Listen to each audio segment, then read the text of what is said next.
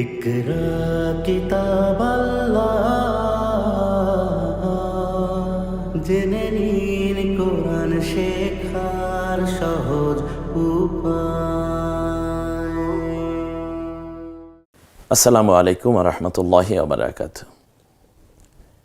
আলহামদুলিল্লাহ, ওয়াসসালাতু আলা মুহাম্মাদিন সাল্লাল্লাহু আলাইহি ওয়াসাল্লাম, আসসালামু আলা রাসূলিল্লাহি তাআলা ওয়া আলা আলিহি ওয়া আসহাবিহি আজমাইন। এক এক করে আমরা কখন যেন কোরআনের সবক নেব এরকম একটি প্রত্যাশা নিয়ে আগাচ্ছি, আর সে মাহেন্দ্রক্ষণের অপেক্ষায় আমরা স্ট্রাগল করে যাচ্ছি। খুব সহজ পদ্ধতি, হাতের মুঠোয় মক্তব, ওস্তাদজি আমার কাছেই থাকেন। প্যান ভীষণ চমৎকার করে এই সুযোগটুকু তৈরি করে দিয়েছে। বিজ্ঞানের এই চমৎকার আশীর্বাদে কোরআন শেখার সহজ উপায় অনুষ্ঠান নিঃসন্দেহে উপভোগ করছেন। আর এই বরকতময় আয়োজনে আপনারা আমাদের সাথে থাকার জন্য আপনাদেরকে আন্তরিক মোবারকবাদ এবং দোয়া আল্লাহ তাআলার কাছে পেশ করছি। মোবারকবাদ জানাচ্ছি হৃদয়ের সবটুকুন ভালোবাসা এবং মমতা দিয়ে। দর্শক এবং সারা দুনিয়ায় ছড়িয়ে থাকা কোরআন প্রেমিক ভাই বোনেরা, আমরা আজকে অত্যন্ত গুরুত্বপূর্ণ একটি জায়গা, আমি চেষ্টা করেছি যে কারণে একজন ছাত্র ঝরে যায় প্রত্যেকটা জায়গায় কাজ করতে, সেক্ষেত্রে সময়ের স্বল্পতার কারণে হয়তোবা এক পর্বে পুরোটা উপস্থাপন করা যায় না। এই জন্য আমরা ছোট ছোট করে নিয়েছি। তাই বলে সব মিলে যেমন একটা মুক্তার মালা তৈরি হয় অনেকগুলো মুক্তা নিয়ে, ঠিক তেমনই কোরআন শিক্ষার এই মালাটাকে আপনি পুরো মিলিয়ে একটা প্যাকেজ মনে করতে হবে। আমরা লাম হরফটা শিখে সামনে চলে যাব চমৎকার করে।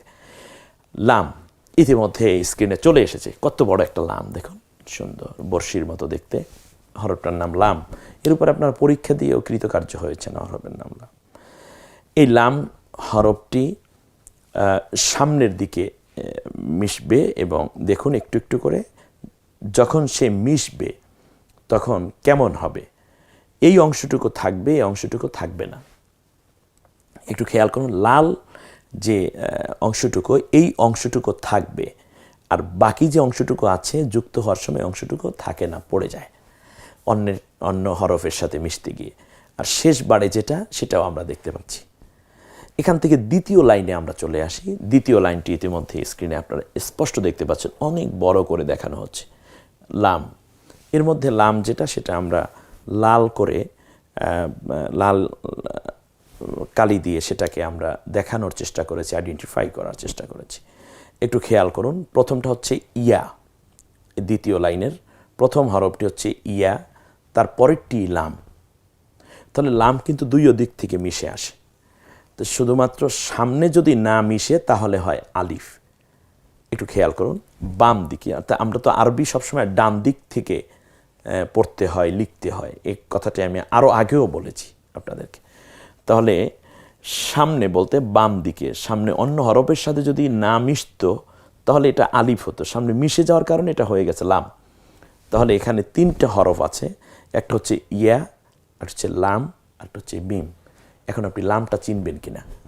আপনার সন্তানকে আপনি হাজার মানুষের মধ্যে বেছে নিতে পারেন, তাহলে কেন আপনি পারবেন না এটা? আপনি আপনার চারপাশে দেখুন কতগুলো জিনিস, আপনি সবগুলোর নাম জানেন। কোনটা চশমা, কোনটা কলম, কোনটা আংটি, কোনটা ঘড়ি, তারপরে কোনটা টুপি, কোনটা শাড়ি, কোনটা কোন কালারের শাড়ি, কত টাকা দাম ছিল, তাও আপনি জানেন। তাহলে আপনি পারবেন না কেন? কোরআন শিখতে পারেন না মানে আপনি ইচ্ছে করছেন না। সত্যি বলতে এটাই আমার আপনার প্রতি অভিমান, আপনাদের প্রতি আমার অভিযোগ, যারা কোরআন পড়ছেন না, আপনি ইচ্ছেই করেন না এই কোরআন শিখতে। আপনি দেখুন তো, আপনি অনেকগুলো রাস্তা, তার মধ্যে আপনার কাঙ্ক্ষিত রাস্তাটা আপনি চিনে ফেলেন। শুধু তাই না, বাজার থেকে আপনার বাবা মাছ এনেছেন, ইলিশ মাছ তাও কেটে নিয়ে আসছে। ইলিশ মাছের সাথে খুব কাছাকাছি মাছ যেগুলো আছে সেই রকম কিছু মাছও, যেমন সিলভার কার্প মাছ, এটা কিন্তু ইলিশ মাছের মতোই অনেকটা কাছাকাছি। রুই মাছ নিয়ে এসেছে, মাগুর মাছ, শিং মাছ, শোল মাছ, এরপরে বোয়াল মাছ, এই মাছগুলো সব কেটে নিয়ে আসছে। 30 আইটেমের মাছ এনেছে, তাও কি করে? কেটে কেটে নিয়ে আসছে। এরপরে 30 কেজি মাছ এনে আপনার সামনে দিল একটা বড় বলের মধ্যে। এরপর বলল তুমি ইলিশ মাছগুলো আলাদা করো। আপনি পারবেন না? তো এত কিছু যোগ্যতা যদি আপনার থাকে, যদি বলা হয় তুমি মাগুর মাছগুলো আলাদা করো, আপনি দেখবেন আপনি পারেন। যদি বলা হয় শোল মাছগুলো আলাদা করো, তাও আপনি পারেন। বোয়াল মাছগুলো আলাদা করো, তাও আপনি পারেন। এক সময় না পারলে তখন ঘ্রাণ নেন, হ্যাঁ এটা আহা, এত কঠিন কাজটি আপনি করতে পারলেন, আর আপনি পারবেন না শুধু কোরআন পড়তে। একথা আমি বিশ্বাস করি না। আপনি খুব মনোযোগী হন, আপনি দেখবেন চমৎকার করে আপনি পারবেন ইনশাআল্লাহ। এখানে লাম কোনটি আপনি আইডেন্টিফাই করেন। ইয়া, লাম, মিম। পরে আমি কিন্তু হেল্প করছি, পরের লাইনে হেল্প করব না। আলিফ, লাম, মিম। তার লামটা সামনে অর্থাৎ বাম দিকে হরফের সাথে মিশে গেল। এরপরে হচ্ছে ফা, লাম, মিম। লাম, কফ, লাম, আলিফ। এরপরে হচ্ছে ফা, আইন, লাম। ওই যে কালো মাথা আইন, আইনের উপরে এক নুক্তা দিলে কি হবে যেন? গইন হয়ে যাবে। এরপর একেবারে শেষ লাইনটি আমরা যেটা দেখতে পাচ্ছি স্ক্রিনে, এভাবেই আপনি কোরআনের মধ্যে লাম দেখতে পাবেন। এখন লামগুলো আপনি চিনেন কিনা আমি চেষ্টা করেছি প্রথম, দ্বিতীয়, তৃতীয়, প্রথমে এনে, মাঝখানে এনে, শেষবারে এনে লামকে উপস্থাপন করার জন্য। দেখুন তো আপনি লামকে চিনেন কিনা। লাম, আলহামদুলিল্লাহ। আমরা পরবর্তীতে চলে যাচ্ছি। এইটি একটি গুরুত্বপূর্ণ একটা পড়া, সেটা হচ্ছে যে 8টা বর্ণ এমন যা সামনের হরফের সাথে যুক্ত হয় না। অর্থাৎ এটা আপনি এমনিতেই মানে চেনাও খুব সহজ হয়ে যায়। এই হরফগুলো সামনে আপনি বাম দিকে কোনো হরফের সাথে টাচ করে না, স্পর্শ হয় না। সামনে আরও হরফ থাকতে পারে, কোনো অসুবিধা নেই, শব্দ তৈরি হতে পারে হাজার হাজার, কিন্তু সে টাচ হয় না, অর্থাৎ মিশে যায় না, স্পর্শ হয় না। হলেও সামনের হরফগুলো আলাদা থেকে অন্য শব্দ তৈরি করবে। এরকম হচ্ছে আলিফ, দাল, দাল, র, ঝা, ওয়াও, গোলতা এবং ইয়া। এই হরফগুলো সামনে যুক্ত হয় না। যুক্ত হয় না বলতে স্পর্শ হয়ে মানে মিশে একত্রে যুক্ত হয় না। আমরা এই উদাহরণটা যদি একটু দেখি তাহলে আমাদের জন্য আরও সহজ হবে। যেমন আলিফ, দেখুন তো দেখি, আলিফের সামনে কিন্তু আর কিছু মিশে নাই। আলিফের সামনে আরও অনেক হরফ তৈরি হতে পারে, অনেক শব্দ তৈরি হতে পারে, কিন্তু আলিফের সাথে টাচ করলে সে তো আর আলিফ থাকে না, সে লাম হয়ে যেত। অর্থাৎ বোঝা যাচ্ছে আলিফের সামনে সে আর মিশে না। অন্য শব্দ আরও সামনে অনেক তৈরি হতে পারে। একটু খেয়াল করুন, আপনি দেখেন মিমের পরে যে আলিফটি আছে, এটার সাথে যদি আমি টাচ করে এটার সাথে যদি মিলিয়ে যদি আরেকটা সামনে কিন্তু লিখতাম, তাহলে শুধু আলিফ থাকতো না, এটা লাম হয়ে যেত। পরে যেটা দাল, একটু দেখুন পেছন থেকেও কোনো শব্দ আসতে পারে, সামনেও আসতে পারে, কিন্তু দাল কোনোটা হরফ টাচ করে না, একেবারে মিশে উচ্চারিত হয় না। এই দেখুন দাল, দেখছেন আলাদা, দালের সামনে মিশলে দাল বোঝাই যাবে না, এমন একটা অবস্থা। তো দালের সাথে যদি না মিশে তাহলে দালের সাথেও মিশবে না। তারপরে হচ্ছে যে হরফটা মিশবে না তার র এর সাথে সামনে মিশবে না। রর সাথে না মিশলে ঝায়ের বৈশিষ্ট্য একই রকম হবে, র, ঝা, দাল, দাল, আমরা একই প্যাকেজে পড়েছিলাম, বৈশিষ্ট্যের দিক থেকে একই রকম হয়ে যাবে। ঝা, ওয়াও, ওয়ের সামনে আমি কি মিশাবেন? ওয়ের মধ্যে আপনি একটা আলিফ মিলিয়ে দিলে কি আর ওয়াও থাকে? অর্থাৎ সামনে অনেক হরফ তৈরি হতে পারে, শব্দ তৈরি হতে পারে, বাক্য তৈরি হতে পারে, কিন্তু একেবারে শরীরের সাথে স্পর্শ করবে না।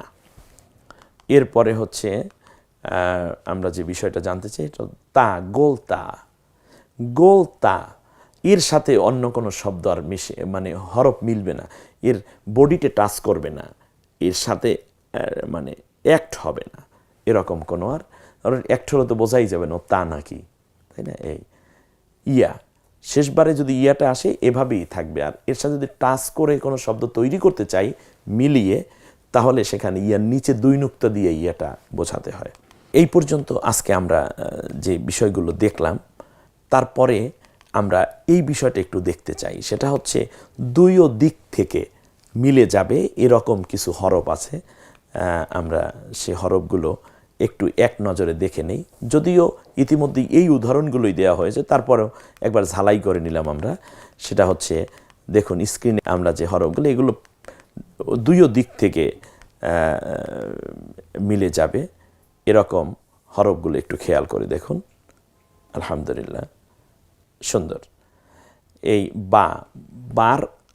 বায়ের পেছনেও যেমন একটা হরফ এসে বায়ের সাথে মিশতে পারে, সামনেও বায়ের যেতে পারে। তাহলে বায়ের সামনে পিছনে হরফ মিলতে পারে, তাহলে তা সায়েরও মিলতে পারবে। হ্যাঁ, জিম, খ, এই 3টে হরফেরও সামনে পিছনে দুইও দিক থেকেই হরফ মিলতে পারে। সিন, শিন, এ দুইটাই দুইও দিক থেকে মিলতে পারে।